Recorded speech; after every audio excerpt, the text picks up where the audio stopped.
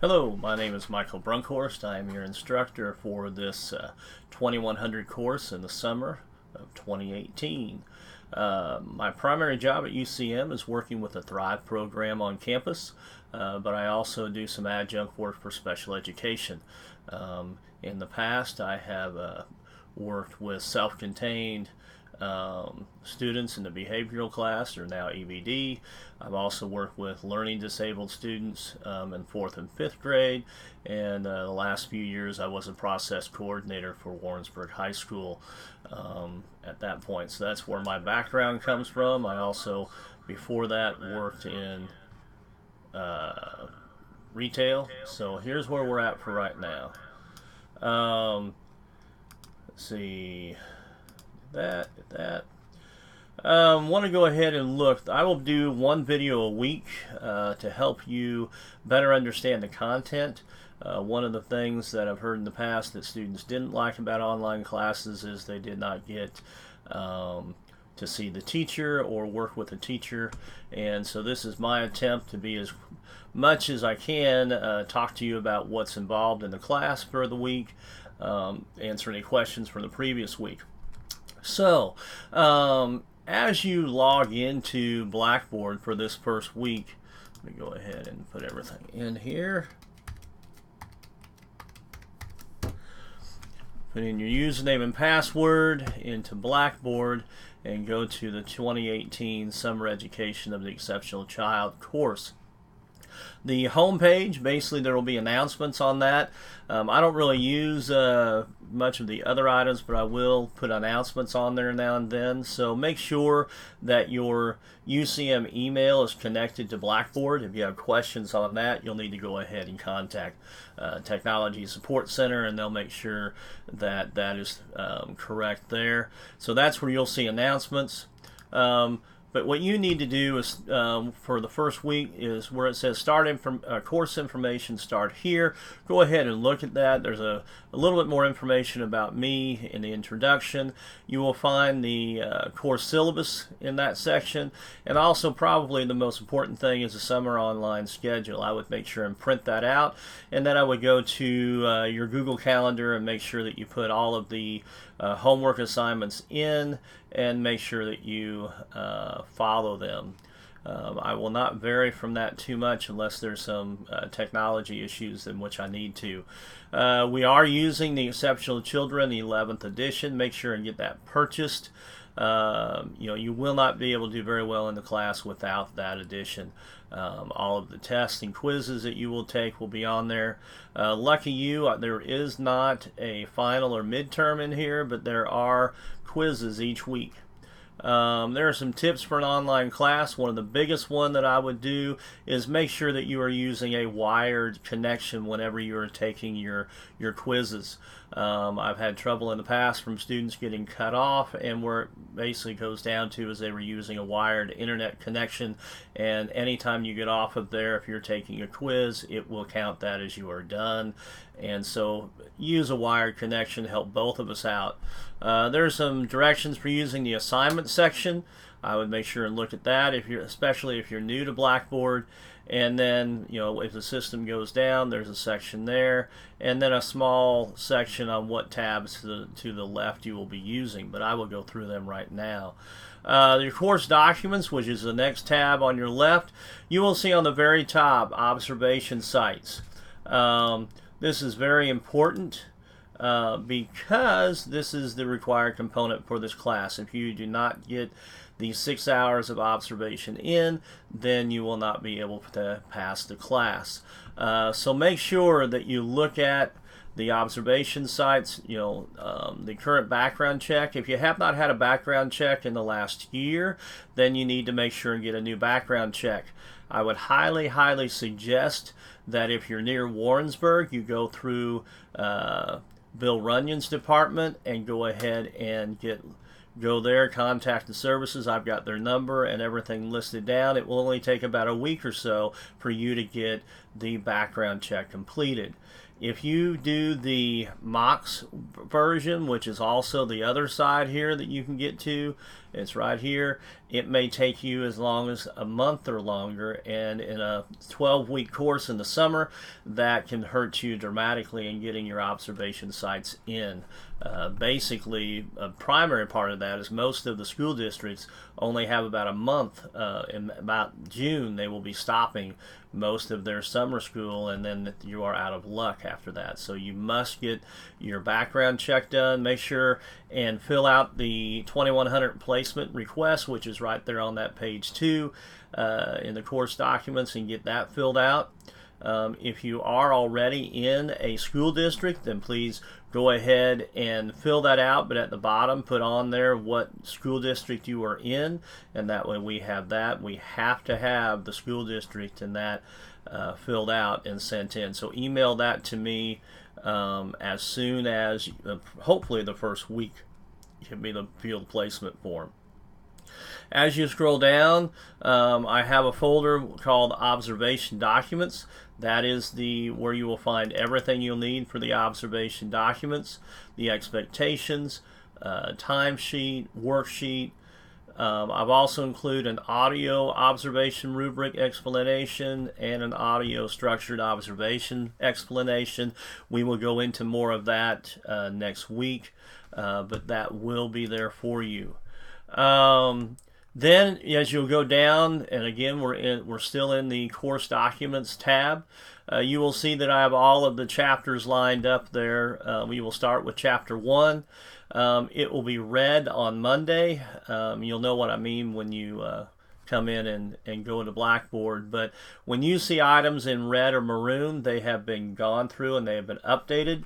The ones that are in blue have not been updated yet. I will be updating as we go. I will stay normally about 2 chapters ahead of you, but I like to make sure that I'm current, and if there's something I want to throw in there, I will throw it in there the week before. But chapters, they do not go numerically all the way through. There are a few weeks that we will double up. We are doing a full 15-week course in 12 weeks, which means that I have to double up on a couple weeks in order to make sure we get through. One of the main things that I want you to also think about is plan ahead and make sure you're on Blackboard at least. Come in on Monday or Tuesday and look and see what's there. By Wednesday or Thursday, you should be doing your first discussion board post, and then Saturday and Sunday coming in and adding to that. There's normally a primary post that you must do, and then on Saturday and Sunday, you must post to your peers, and make sure that you follow those directions. Let me go back here to one more. On the discussion board post, there is a rubric that I have included in here so that you can make sure and do exactly what I'm wanting you to do as far as getting the points that you need. So make sure that you look at the rubric for discussion board. It's right there underneath the observation documents folder. And I will follow those points. So if you want all your points, make sure and look at that discussion board rubric that I have down there. Each week, I'm going to go ahead and open up Chapter 1, which is the purpose and promise of special education.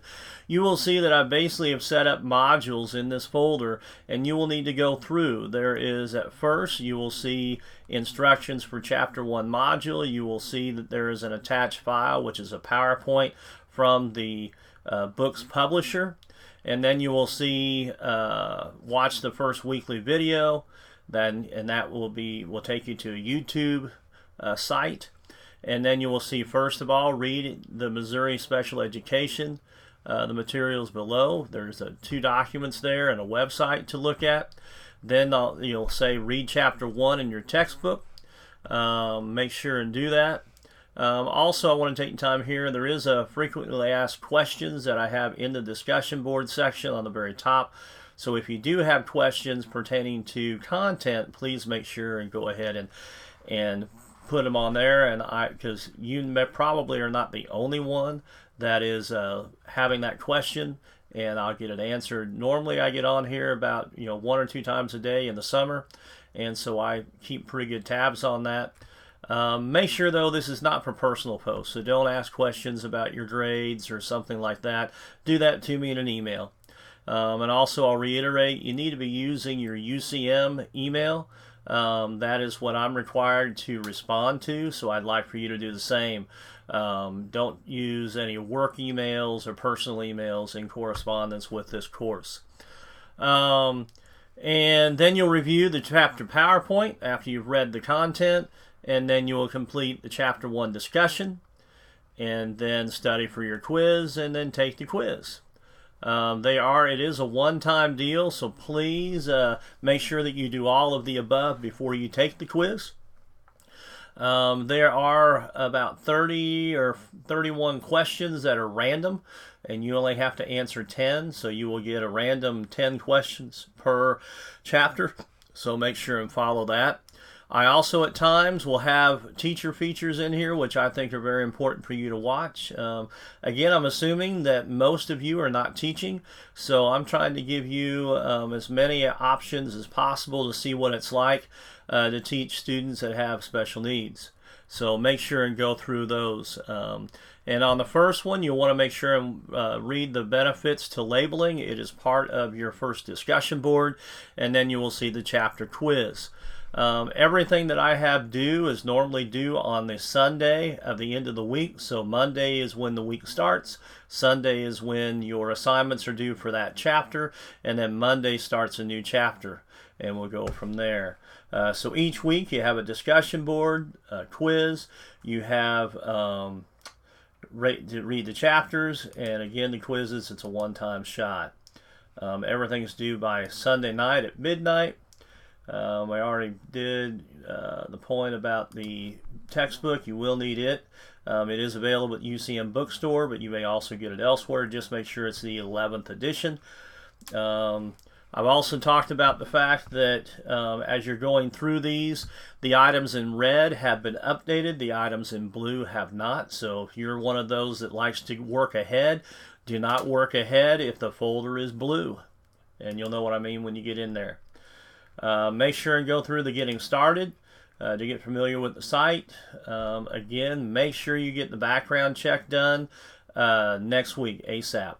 You cannot wait. If you are one of those that procrastinates, don't procrastinate on this because it may lead to you not being able to get credit for the course.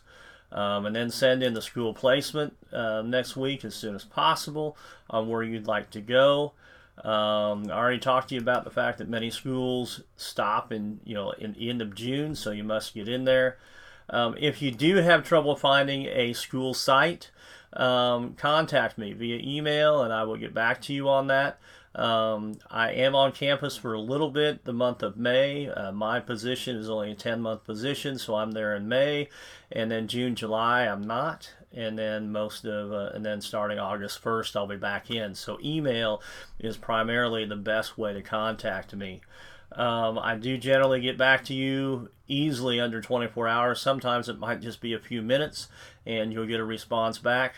I do, though, work on the side. I mow lawns on the side. So if it's on the weekend or something like that, then it may be Monday before I get back to you. Again, UCM emails only.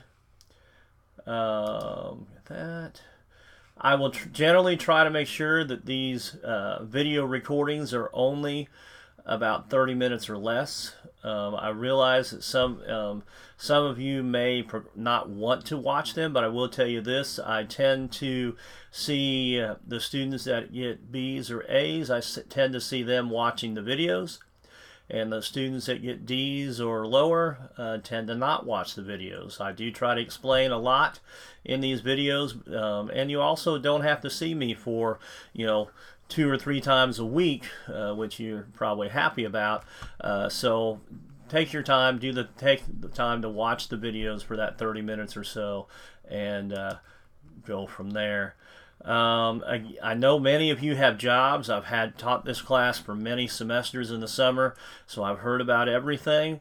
I realize you have jobs, but this is a class you're taking. It is going to take you time to get all of the assignments done. So make sure that you have time during the week to get on the blackboard, watch the video on Monday or Tuesday, read the chapter Monday or Tuesday, then Wednesday go ahead and get started on some posts, and then Thursday and Friday look at some of the other items on here just like you would a typical weekly class that you were going to, and then by Saturday and Sunday you should be finishing up your replies to your posts on the discussion board, any assignments that are due, and your quizzes are due at that point in time. So please make sure and take care of those.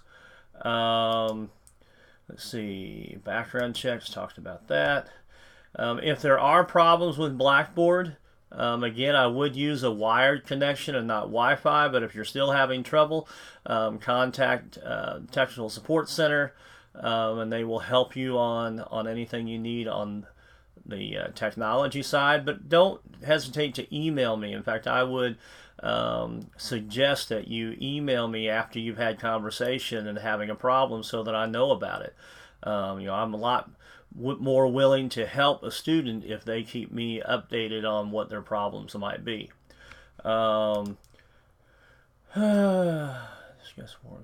If you are around the Warrensburg area and want to go to a school in Warrensburg, you must contact me. I have to be the main contact, and I will contact the person at the district and get you set up. But you must email me. I would suggest next week if you live in Warrensburg, so that I'm aware of how many I need to get, and I will get those contacted and done fairly soon.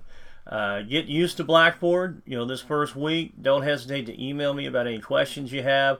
The biggest thing is communication. I don't see you every day in class or even a couple times in class, so I don't know what your problems might be or what you're going through. So email me when you're having problems. Email me if you're technical problems, so that I know where you're at that point in time.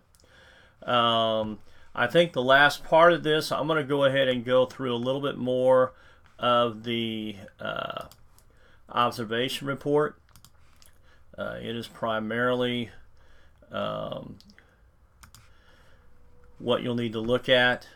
There is a timesheet that you need to print out, and you need to take notes on this so that you can have notes for when you're putting the paper together. You will also need to send me these notes whenever you send in your final observation report.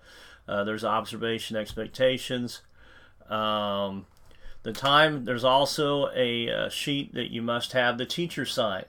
That tells me how many hours. So if you went 2 or 3 days to one site, you need to make sure and put those days on that piece of paper and have that teacher sign off on that, and then make sure that you are sending that to me with your report when you send your final report in. Again, I have put an audio observation rubric. If you have any questions after looking at the rubric, I would go ahead and download. What I've done is it's a zip file that has an audio file and a document file or a PDF file. So if you have any questions on that observation rubric of what you need to do, before you contact me, open up the zip file on your computer, and what I would do is open up the PDF or the doc file first so that you can have it in front of you, and then open up the audio file, and you will hear, yes, my lovely voice again, telling you and walking you through component by component what is required in that observation report. I've also done the same thing for the time sample. In this observation, you need to do one structured observation. What that means is you'll talk to one of your teachers. It can be in special ed or regular ed, as long as it's a student with special needs that you're observing, and you will observe them for 20 minutes. Each minute you will each 10 seconds you will document what that student's doing at that particular point in time. So every 10 seconds you will do that, and there's a piece of paper to fill out. It asks you a lot of questions on there. It'll ask you also about the environment, how the room is set up, and things like that. And then on the other side, you'll need to do percentages of how much time on task, how much time off task, and items like that. There is a sample document for you so that you can see what it should look like, and then make sure you put a paragraph of this into your report so that I know what your thoughts were on this.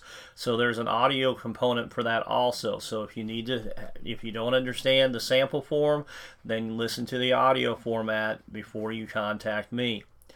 If you get into a potential school and they want to know kind of what you're doing, there is also a letter that I've included in here to the potential observation site. You can print that out, you can give it to the principal or whoever your contact is, and if they have any questions, I have my email on there, and I will be glad to email them or contact them by phone if they have any questions about what is required in this observation report. I will say this observation is 6 hours. 3 hours of it must be in a special education class taught by a special education teacher.